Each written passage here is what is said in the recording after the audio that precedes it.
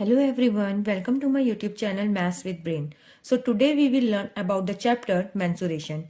In this chapter we will learn about the perimeter and the area of some closed figures. Now what is perimeter? तो perimeter, if मैं आपसे बोलूं कि मैंने एक यहाँ पे एक स्क्वायर ले लिया A, B, C, D और अब मुझे इसके चारों ओर क्या करनी है, एक डिस्टेंस कवर करनी है। 5 मीटर की इसकी साइड्स हैं और मैंने कहा मुझे एक डिस्टेंस कवर करनी है, तो मैं पहले ए से बी तक कवर करूंगी, फिर बी से सी तक, सी से D and then D to A. तो टोटल डिस्टेंस जो मैं कवर करूंगी वो क्या हो जाएगी, एक टोटल कवर डिस्टेंस हमारी क्या हो जाएगी, 5 + 5 + 5 + 5 is equal to 20। That means ये जो हमारा 20 आया है टोटल डिस्टेंस कवर्ड, ये क्या हो जाएगा हमारा parameter. P is equal to 20 और इसका यूनिट क्या हो जाएगा, मीटर। जो भी हमारी यूनिट साइड की यूनिट दी होती है वही हमारे पैरामीटर की भी यूनिट होती है। हमें क्या निकालना है, पैरामीटर। तो उसका फॉर्मूला होता है P is equal to 4 × side. P is equal to 4 × side. ऐसे ही अगर मुझे एक पैरामीटर निकालना हो किसी रेक्टेंगल का, तो अगर उसकी लेंथ मैंने एज्यूम कर ली L और ब्रेथ अगर B है, तो पैरामीटर इज इक्वल टू क्या होता है, सम ऑफ ऑल साइड्स। तो यहां पे पैरामीटर क्या आ जाएगा, L + B, L + B + L + B + L + B means 2L + 2B, 2L + 2B। तो ये हमारा पैरामीटर किसका हो गया, रेक्टेंगल का। So the parameter of rectangle is 2L + B। Okay, so this is the parameter of rectangle.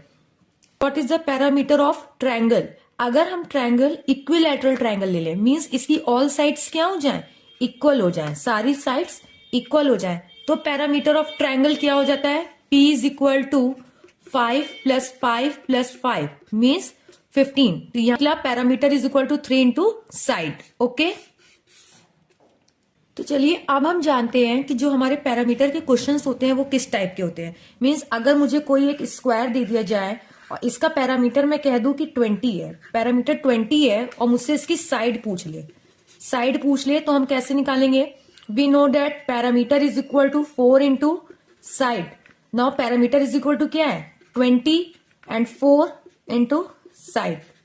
तो side हमारी क्या आ जाएगी, 20/4 दैट मीन्स 5।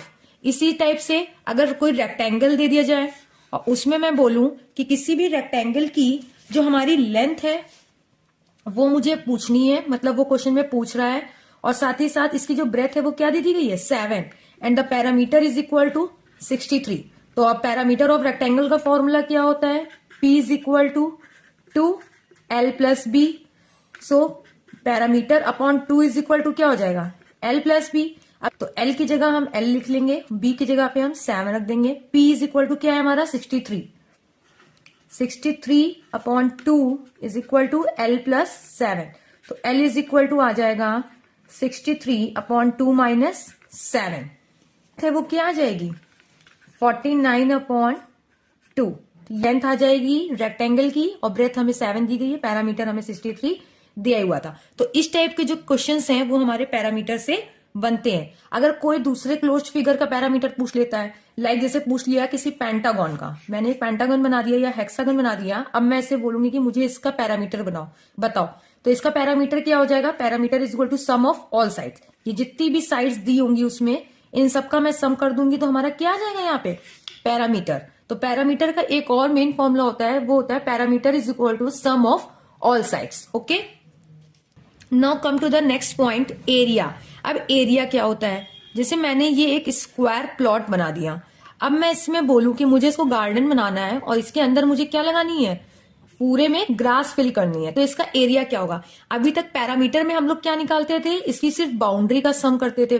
अब एरिया में क्या हो जाएगा, हमें पूरा पार्ट लेना है, मीन्स इसके बीच का जो एरिया है वो भी कवर करना है। तो अगर मैं आपसे पूछूं कि इसको ग्रास लगाने में कितना एरिया कवर्ड होगा या कितनी जगह कवर्ड होगी, तो वो मैं कैसे निकालूंगी, जब मैं इस स्क्वायर का एरिया निकाल लूंगी। तो इसका स्क्वायर का एरिया निकालने का क्या फॉर्मूला होता है, area of square is equal to क्या हो जाता है, side into side, side multiplied by side. This is a formula of area of square. And now अगर हमें किसी रेक्टेंगल का एरिया निकालना है तो हम कैसे निकालेंगे? तो रेक्टेंगल का एरिया कैसे निकालते हैं? The area of rectangle is equal to L into B. This is our L and this is a breadth B. तो एरिया क्या हो जाएगा? L into B.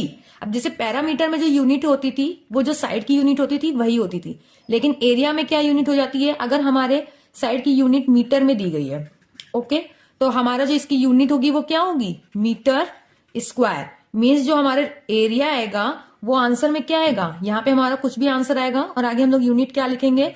Metre square या फिर सेंटीमीटर स्क्वायर, जो भी हमारी यूनिट क्वेश्चन में दी होगी उसके अकॉर्डिंग. अब इसके क्वेश्चंस कैसे बनते हैं? तो इसके क्वेश्चंस लाइक अगर मैंने बोल दिया कि हमारा जो ये रेक्टेंगुलर प्लॉट है इसकी लेंथ दे दी गई है 5 and breadth is 2, then find the area. तो एरिया कैसे निकालेंगे?